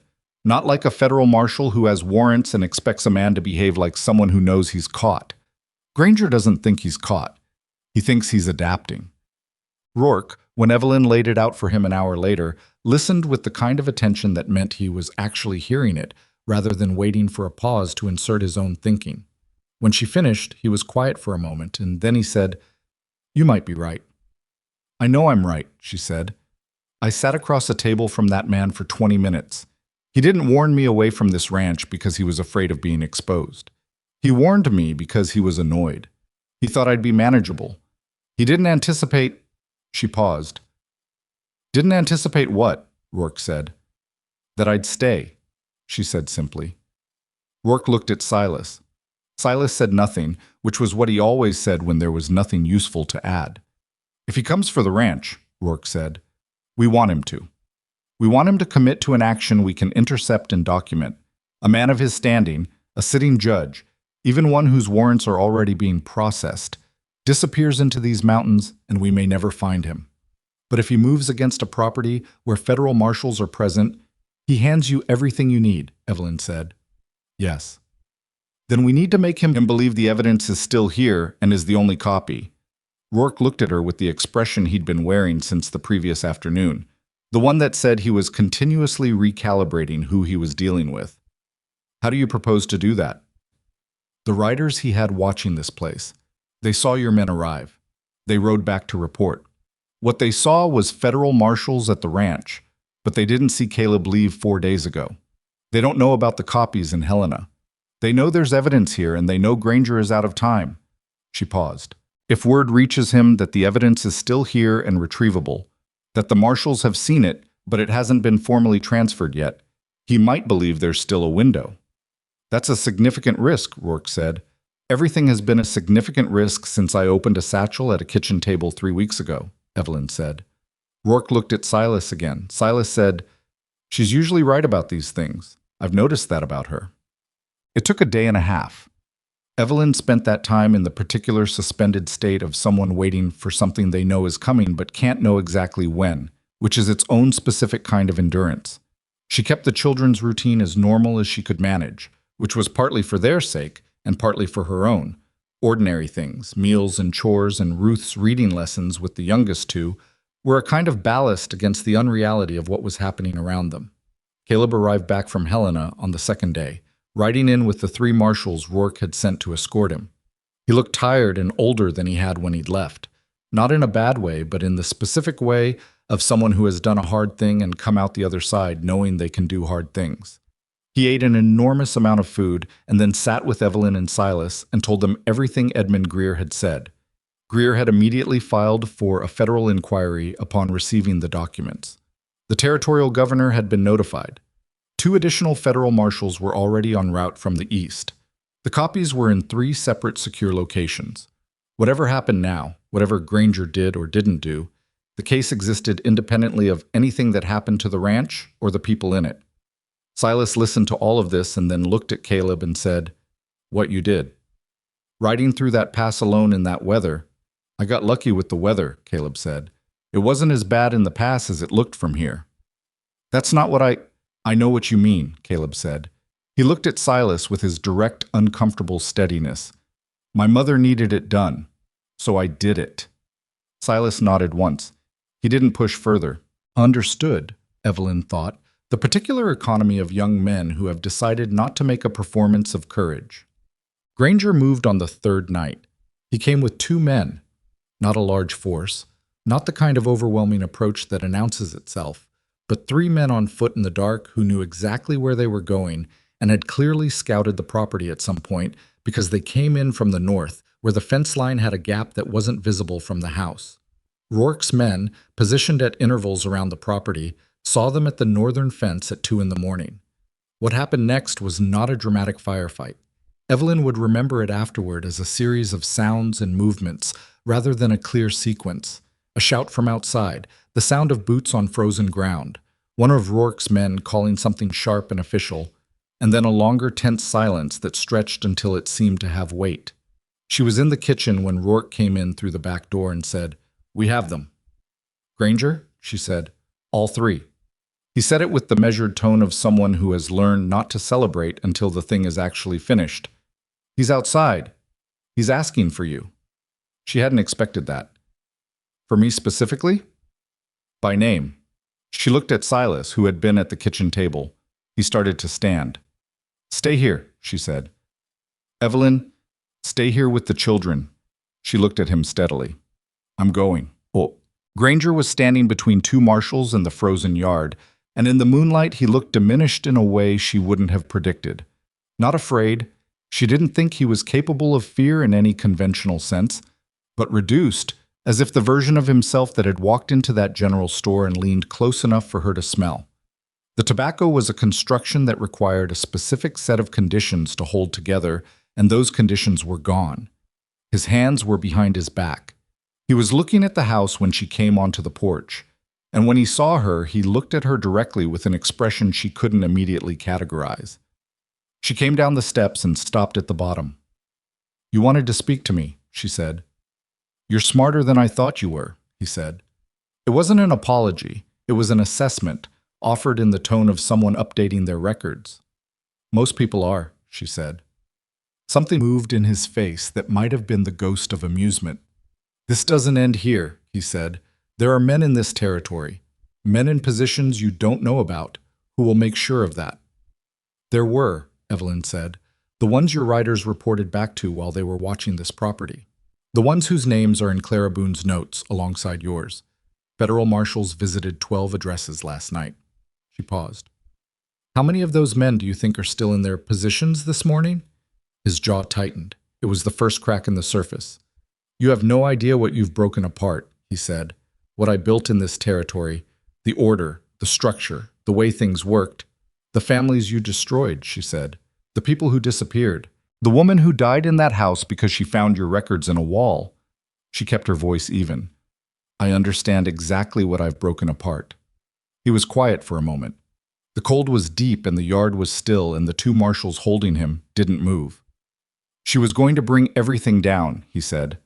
Not Clara's name, just she, as if even now he couldn't quite acknowledge her as a person rather than an obstacle. "Everything I'd spent 30 years building." "I know," Evelyn said. "That's why she did it." She nodded to Rourke, who was standing to her left. He came forward and said something official to Granger about federal custody, the formal language of authority reasserting itself over whatever had just happened in that frozen yard, and the marshals moved Granger toward the wagon that was waiting on the road. Evelyn stood on the bottom porch step and watched them go. She thought she would feel more than she felt. Relief, maybe, or some conclusive sense of completion. Instead, she felt something more complicated and less satisfying. The feeling that comes at the end of a long, hard thing when you're still too tired to fully understand what's finished and what isn't. She went back inside. What came after was not simple and was not quick, which was something no one talked about when they talked about justice. In the days that followed Granger's arrest, the machinery of federal authority moved with the grinding deliberateness of something large being forced to change direction. Hearings were scheduled. Lawyers appeared from Helena and from further east. The 11 men named in the warrants were processed in various stages, some immediately arrested, some surrendering when they understood the weight of what Caleb had delivered to Edmund Greer, one disappearing briefly before being found in a town 50 miles north, and returned with considerably less dignity than he'd left with. The county sheriff was removed from his position. The 2 magistrates were suspended pending inquiry. The land assessor, a man in his 60s who had apparently been part of Granger's operation since the very beginning and had kept the most detailed records of anyone, made the decision to cooperate fully in exchange for a reduced charge, and his testimony filled in the gaps in Clara's analysis with a completeness that silenced whatever arguments the defense had been preparing. Frances Pruitt gave her formal statement to a federal hearing officer who came to Red Falls specifically to take it. Evelyn heard about it later from Rourke, that Frances had walked into that hearing and spoken for 2 hours with absolute clarity about the night. The debt notice arrived, about Robert Pruitt's white face when he came home from the county office, about the 6 months that followed and the illness that took him and the questions she had never been able to stop asking. Rourke said the hearing officer had not been unaffected by it, which in Rourke's controlled professional vocabulary meant that the old woman's testimony had been devastating. The restitution process was slower and more complicated, as restitution always is, the machinery of taking being considerably more efficient than the machinery of giving back. But it began. Properties were assessed, records were corrected, families who had scattered across the territory and beyond were located, when possible, and notified that something had changed in their legal status that they might want to know about. Through all of it, Evelyn kept the ranch running. That was the part no one from outside would have seen or thought to account for. That while the legal proceedings unfolded in hearing rooms and lawyers' offices, there were still 9 children in that house who needed to eat 3 times a day, still animals that needed tending, still the ordinary, unrelenting work of keeping a place alive. She did that work, and Marta did that work, and Silas, as soon as his ribs healed enough to permit it, came back to it with the particular focused relief of a man who had been separated from purposeful labor for too long. Caleb worked alongside Silas most days. Evelyn noticed, without drawing attention to it, how that arrangement had solidified. The 2 of them in the barn in the mornings, or out on the north fence that needed repair, talking in the sparse, practical way of people who have established an understanding without needing to define it. She didn't know what Silas said to Caleb during those hours, or what Caleb said back. She decided it wasn't hers to know. The moment that broke her composure, after weeks of holding it together, was small and came without warning. She was alone in the East Wing, replacing the loose board, the one that had hidden the ledgers, the one she had used to hide them again during the search, when she found something she hadn't known was there. Behind the board, tucked in the very back of the cavity, was a folded piece of paper, different from the ledgers. Personal. The handwriting on the outside said, in the same careful letters she'd seen in Clara's analytical notes, "For Silas, whenever you find this." She held it for a long time without opening it. Then she carried it to the kitchen and found Silas at the table with a cup of coffee he'd let go cold while he read something Rourke had sent, and she set the paper in front of him and said simply, "It was in the wall." He looked at the outside. His face went through something that she turned away from, because some expressions are too private to witness, even when you're standing close enough to see them. She went to the window and looked out at the yard where her children were doing the complicated business of being alive. Thomas chasing the youngest across the frozen ground, Ruth sitting on the fence rail with a book, 2 of the middle children in some dispute that would resolve itself without intervention. After a while, Silas said her name. She turned. His face was composed again, but the composure was of a different quality than usual. Quieter, like something had been set down. "She knew they were going to come for her," he said. "She says it in here. She'd seen the rider at the tree line and she knew the ledgers were almost ready to send." He paused. "She says she finished it anyway because the alternative was to let it stand. and she couldn't let it stand. He folded the letter carefully. She also says, his voice stopped, started again. She says that she hoped someone would come who could finish what she started, that she hoped Silas would find someone who could handle what she was leaving behind. He looked at Evelyn steadily. She didn't know there would be children. No, Evelyn said. I think she would have... He stopped again. This was difficult for him in a way that had nothing to do with weakness, which was the only way to read it. I think she would have liked you. Evelyn looked at him across the kitchen, across the table where they'd sat together over ledgers and late-night coffee, and the difficult, honest conversations of two people building something neither of them had planned. Outside, one of the children laughed at something, a clear, bright sound that traveled through the cold and into the house and sat in the room with them for a moment. Tell me something she would have wanted to know, Evelyn said. Something about what's going to happen now. Silas was quiet for a moment, considering it seriously. The land records are being corrected, he said. The families who lost property. Some of them are going to be able to come back. Not all of them. Some of the land has changed hands too many times, or the families are too scattered, but some of them... He paused. There's a portion of what Granger paid me when I bought this ranch, money that came through his holdings that was likely dirty at its source, that Rourke says can be redirected into the restitution fund if I agree to it. Do you? Evelyn said.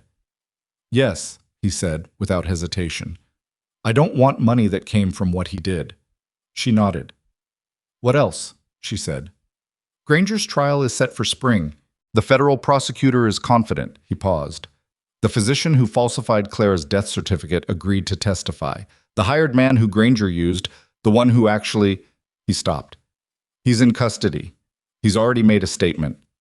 Then it's going to hold, Evelyn said. It's going to hold, Silas agreed. The fire crackled. Outside, the sound of children. Inside, two people sitting with the particular quiet of something unresolved sitting between them, not uncomfortable exactly, but present. Evelyn spoke first. The other night, she said, Rourke asked me what my plans were, whether I was going to stay. Silas looked at her carefully. What did you tell him? I told him I didn't know yet. And now? She looked around the kitchen, at the table where Clara's notes had been spread across the surface for weeks, at the window where she'd watched riders at the tree line. At the door her children came through a dozen times a day, bringing cold air and noise and the ordinary evidence of being alive. I think, she said slowly, that I came here because I had no choice. And I think everything that happened after that was also because I had no choice. Not because someone forced me, but because once you understand what's right in a situation, you can't unknow it. You just have to decide whether you're the kind of person who acts on it. And you are, Silas said. Not a question.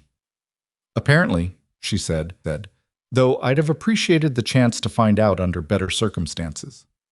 Something in his face shifted.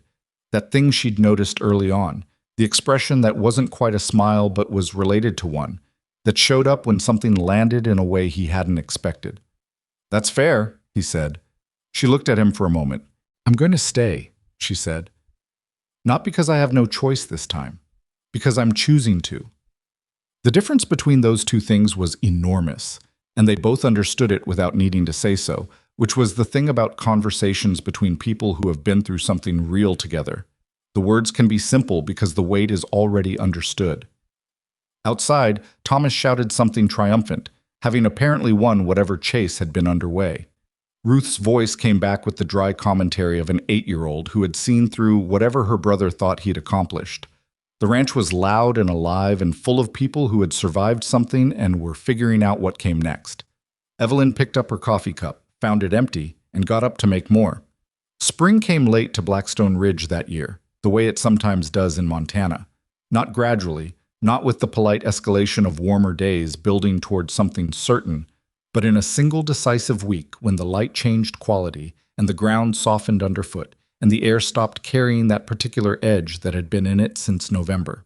Evelyn noticed it first in the children, the way they started staying outside longer after supper, the way the youngest two began collecting things from the yard, rocks, sticks, the small debris of a winter ending, with the instinctive acquisitiveness of children responding to a world that had opened back up. She noticed it second in herself, which surprised her. She hadn't expected to feel the season change as something personal. But standing on the porch one morning with coffee, watching the light come across the land with a different angle and a different color than it had all winter, she felt something in her chest unclench that she hadn't fully registered was clenched. It wasn't happiness exactly. It was something quieter and more durable. The specific relief of a person who has been braced for a long time and has finally been given permission to stop. Granger's trial began on the 14th of April. Evelyn and Silas rode to Helena for it, leaving the ranch in Marta's hands and Caleb's, which by now felt like the most natural arrangement in the world. They rode in with Rourke, who had remained in the territory through the winter, managing the ongoing federal proceedings with the tireless, methodical energy of someone who had decided this case was going to be done right, regardless of how long it took. The courthouse in Helena was a large stone building that smelled like old wood and paper, and the particular institutional gravity of a place where official things happened. Evelyn had never been inside a courthouse before. She walked in beside Silas and looked around at the high ceilings and the rows of wooden benches already filling with people, and thought about how strange it was that all of this, all these formal proceedings and official people in official clothes, existed because a woman named Clara Boone had found a loose board in an east wing wall and refused to put back what she found inside it. Frances Pruitt was already there, seated in the front section reserved for witnesses, her white hair pinned neatly, her hands folded on her lap with the composed dignity of someone who had been waiting 12 years for this particular morning and was not going to waste it on nerves. She looked up when Evelyn came in and gave her a nod that carried about 40 different things in it, none of which needed to be spoken. Evelyn nodded back. They took their seats. Granger was brought in by two federal marshals, and Evelyn watched him cross the courtroom with the careful attention of someone studying a thing they want to understand completely before it passes from view. He was different from the man who had leaned close to her in the general store, not physically. He looked much the same, still carrying himself with that particular quality of a man accustomed to rooms adjusting themselves around him. But something essential was absent. The room was not adjusting itself around him. The room was arranged against him, and he knew it, and in the knowing of it, some load-bearing piece of the construction had given way. He sat at the defense table and did not look at Evelyn. She had expected him to. She had expected that kind of confrontation, the held gaze of mutual recognition across a courtroom. Instead, he sat forward and spoke quietly to his lawyer and gave no indication that he was aware of her presence, which was either a choice or a genuine indifference that told her, perhaps more than a confrontation would have, that she had never been the point for him. She had been an obstacle, a variable that behaved unexpectedly. He still didn't quite understand what had happened, not in the specific human sense. He understood the legal mechanics, understood that evidence had reached authorities and that the machinery had turned against him. What he didn't understand, she thought, was the part of it that was about people, about what Clara had been willing to do, and what Frances had endured for 12 years without breaking, and what a widow with 9 children and $2.30 had decided mattered enough to stay and fight for. Men like Granger were very good at understanding systems. They were not, in her experience, very good at understanding what people were actually made of. The trial lasted 11 days. Edmund Greer presented the case with the steady, unhurried confidence of a man who had been building toward this specific argument for 2 years and had, thanks to what Caleb delivered through a mountain pass in a blizzard, finally been given everything he needed. The ledgers were entered into evidence. Clara's analysis was presented through Greer's own reading of it, which meant Clara's voice, her careful logical precision, her dry notational style, the occasional flash of controlled fury visible in her margin comments, entered that courtroom and was heard by 12 jurors who had never met her and would never forget the shape of what she had documented. Frances Pruitt testified for 3 hours on the second day. Evelyn was in the gallery for all of it. She watched Frances sit in the witness chair with the absolute stillness of someone who has rehearsed something in their head so many times that the actual doing of it is almost a formality. And she watched Frances describe Robert Pruitt's face when he came home from the county office, and the 6 months that followed, and the morning she woke up and understood she was a widow. And she watched the jury watch Frances, and she thought, this is what it costs.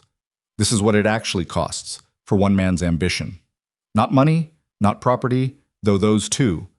This woman, this morning, this grief still present and sharp after 12 years. The physician who had falsified Clara's death certificate testified on the fourth day. He was a smaller figure than Evelyn had imagined, a thin, anxious man in his 50s who had clearly spent the months since his decision to cooperate in a state of profound regret, not for what he'd done but for being in the position of having to answer for it. He confirmed that Clara Boone had not died of the causes listed on the official record. He confirmed who had instructed him. He did not make eye contact with Granger during his testimony, which Evelyn noted and understood perfectly well. The hired man who had carried out Granger's instructions regarding Clara gave his testimony on the sixth day, and Evelyn chose not to be in the gallery for that one. She sat outside on the courthouse steps in the spring air and thought about the east wing wall and the letter that had been folded there waiting for Silas. And she thought about the fact that Clara had known and had kept going, and she let herself feel the full weight of that for a while without trying to manage it into something more comfortable. Silas came out and sat beside her on the steps at some point during the morning. Neither of them said anything for a long time. Then Silas said, "You don't have to go back in." "I know," "Oh," she said. "I will anyway." "I know," he said. They sat there a while longer. A wagon passed on the street. Somewhere down the block, someone was arguing about something that had nothing to do with any of this, which was oddly comforting. The reminder that the world was continuing its ordinary business alongside this, that not every conversation in Helena that day was about 30 years of stolen lives. "She would have been good at this part," Silas said. "The trial, Clara. She would have been in there the whole time, tracking every piece of testimony against her notes, catching anything that contradicted anything else." "I know," Evelyn said. "I kept thinking I'd feel angrier," he said, watching it. "But mostly I just feel—" He paused. "Tired. And something else I don't have a word for." "I think that's what the end of something feels like," Evelyn said. "It doesn't feel the way you think it will when you're in the middle of it." He looked at her. "No," he said, "it doesn't." She stood up and brushed off and went back inside. The verdict came on the 11th day. Guilty on 19 counts: conspiracy to commit fraud, land theft by deception, corruption of public office, and 3 counts that carried the heaviest weight of all, related to Clara's death and the deaths of 2 other individuals whose names had appeared in the case as it expanded through the winter. Names Evelyn hadn't known 3 months ago and would not forget. Granger stood for the reading of the verdict with his hands at his sides and his face controlled into something that was probably meant to look like dignified composure, and mostly looked like a man holding very still so as not to reveal how far the ground had dropped beneath him. When the last count was read, Evelyn looked at his face and saw it. Just for a moment, just a flicker.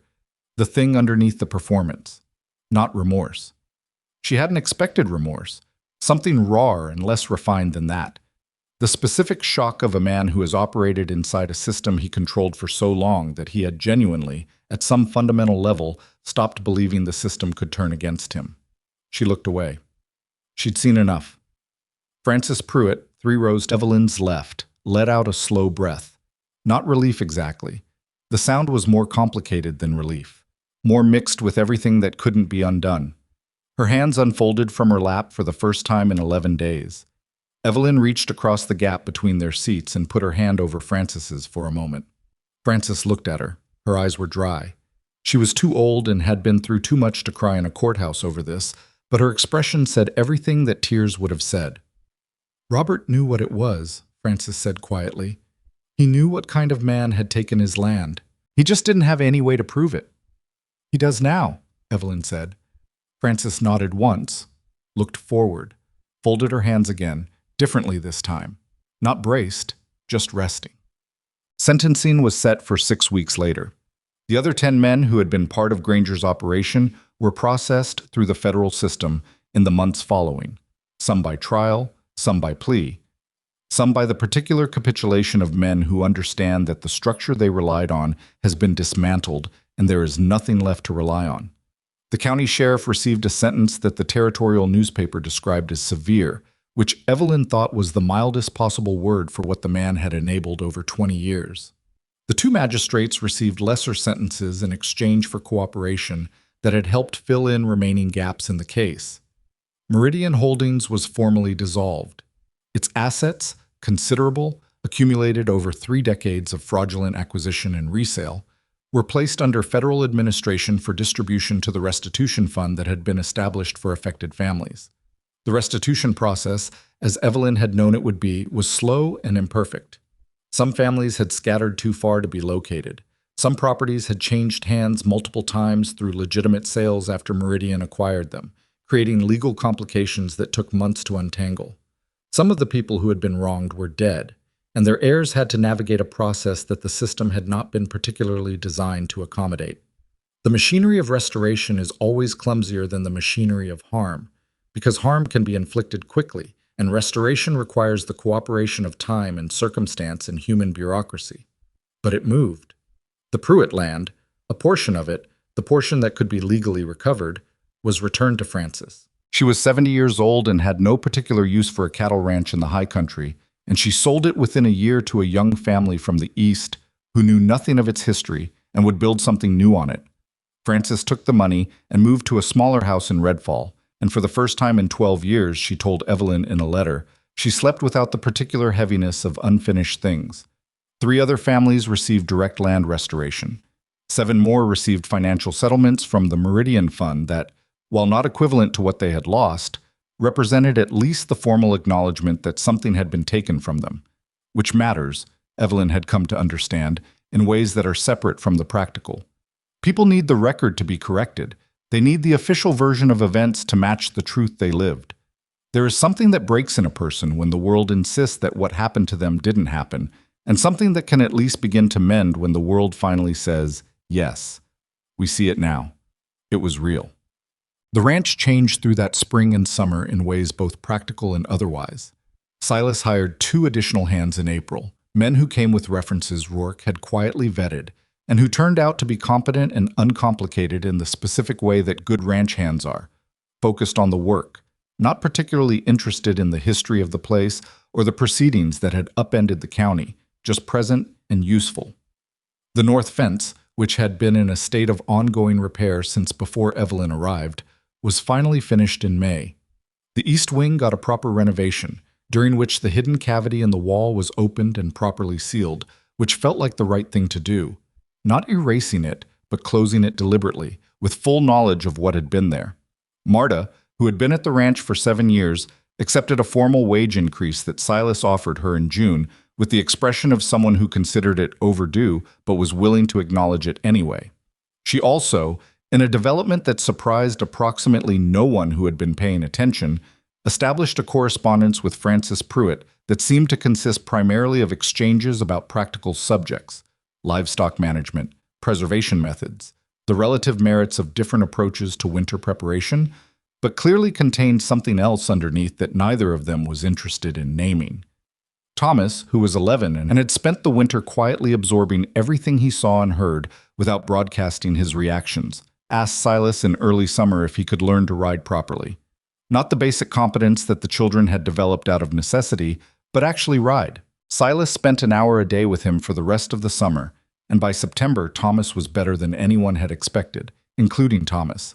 Ruth read everything on Silas's shelves and then requested more, which led to a trip to Helena in August that was ostensibly for supply purposes, but included, at Evelyn's insistence, a visit to the bookseller on the main street where Ruth stood for 45 minutes in a state of focused deliberation that reminded Evelyn forcefully of herself in a way that was both amusing and a little unnerving.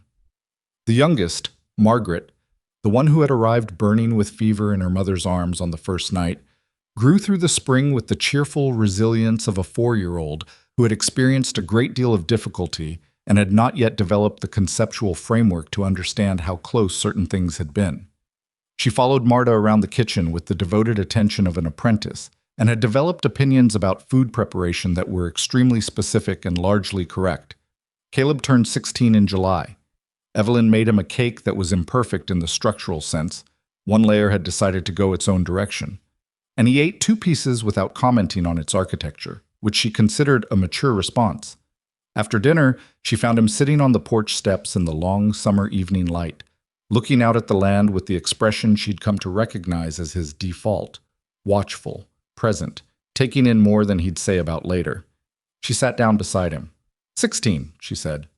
Apparently, he said. She looked out at the same view he was looking at, The land spread away from the house in the evening gold, enormous and serious, and somehow both familiar and still surprising. She hadn't stopped finding it surprising, which she thought was probably a good sign. "I've been thinking," Caleb said. "About what?" "About what comes next. For me specifically." He paused. "I don't want to go east. I know that probably isn't what you expected to hear." "I didn't expect anything in particular," she said. "There's a lot of territory here that nobody knows well. Rourke was talking about how the Federal Land Office needs people who can survey and document properly, not just for legal purposes, but for understanding what's actually here, what the land is." He glanced at her sideways. "Pa was a surveyor." "He was," she said. "I think I might want to do that. Learn it properly. If there's a way to—" "Caleb," she said, "you rode through a mountain pass in a blizzard at 15 years old because it needed to be done. I think you've established that you can do hard things. Whatever you want to learn, learn it." He was quiet for a moment. Then he said, "Did you know you were going to stay? When you made the decision, did you actually know, or were you just deciding and hoping it would become true?" She thought about that seriously, the way it deserved. "I was deciding and hoping," she said. "Mostly hoping, but I think that's how most real decisions work. You don't know. You just choose, and then you live in the direction of the choice, and it either becomes true or it doesn't." "Has it?" he said. "Become true?"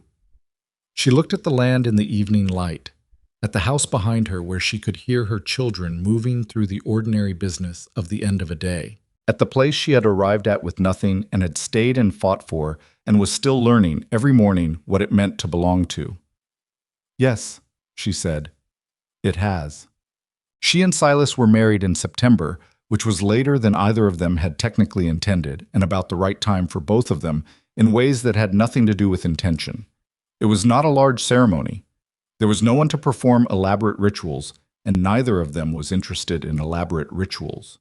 The territorial judge who performed the service, a federal appointment, not a local one, a distinction that still mattered to Evelyn, came out from Helena on a Tuesday morning and stood in the main room of the ranch with Marta and Rourke and Caleb as witnesses and 7 other children arranged in varying states of formal attention, Ruth having apparently appointed herself the manager of the younger one's behavior for the occasion.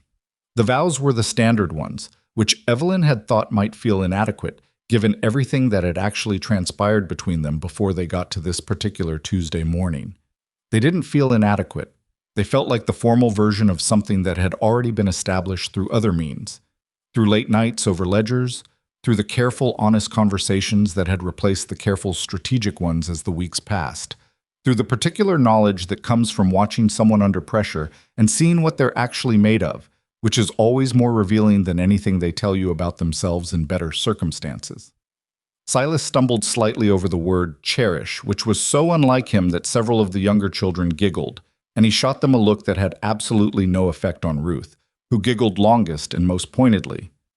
Evelyn kept her face controlled for approximately 4 more seconds and then didn't. It was the least composed either of them had been in each other's presence, which seemed right. Afterward, Marta produced a meal that was by any objective standard the best food Evelyn had eaten since she'd arrived in Montana, and the children ate until they were ridiculous, and Rourke stayed for the afternoon and was gradually revealed, over the course of several hours, to have a dry humor that had been entirely concealed behind his professional manner, and Thomas fell asleep at the table in the early evening with the total commitment of a child who has decided the day is done.